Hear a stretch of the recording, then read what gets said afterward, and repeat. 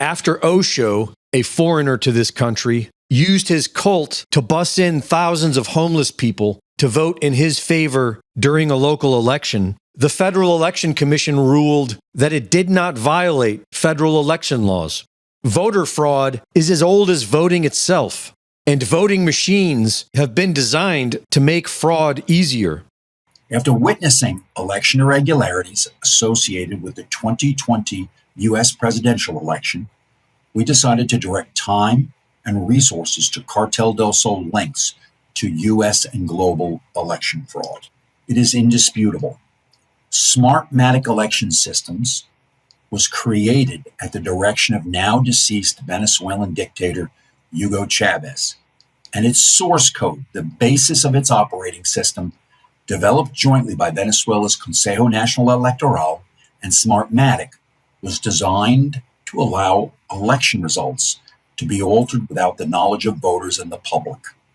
Colorado Secretary of State Jenna Griswold posted a spreadsheet that listed the password of the state's voting systems. And after she was caught, she said it's not a security threat. To be very clear, we do not see this as a full security threat to the state. This is not a security threat. This is not the first time that your office has made mistakes that have damaged voters' confidence in our elections. In 2022, your office sent out mailers to 30,000 non-citizens inviting them to register to vote. They, of course, are not eligible to register to vote. That same year, your office used Colorado's ballot tracking system to send messages to specific Coloradans encouraging them to vote when, in fact, they had already voted, causing confusion that had to be cleaned up by the county clerks. And now this leak of the voting system passwords. Given your office's repeated errors that have damaged confidence in our elections, which you say is paramount, will you resign? Absolutely not, Kyle. And now we are seeing videos of voting machine glitches.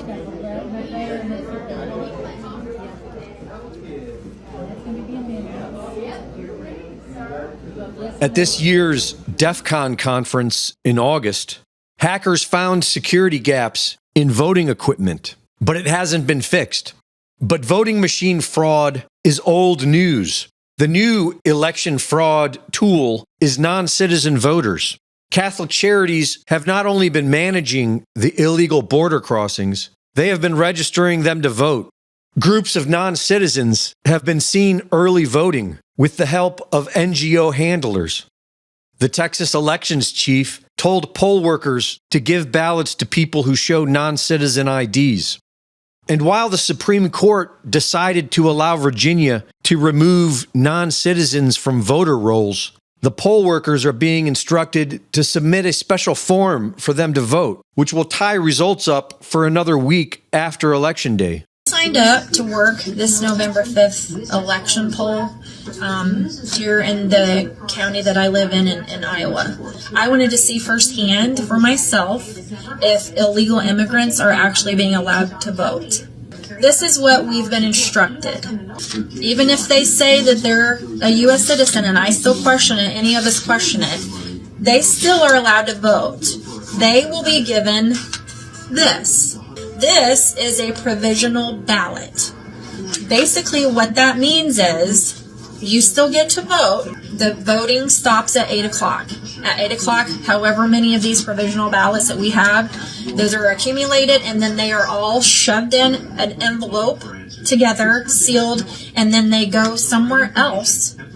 They have from November 5th through November 12th to bring information to verify that they're actually a U.S. citizen. Let me repeat that. They have until 12 p.m. on November 12th to present the proper identification to prove that they're a U.S. citizen. Reporting for InfoWars, this is Greg Reese.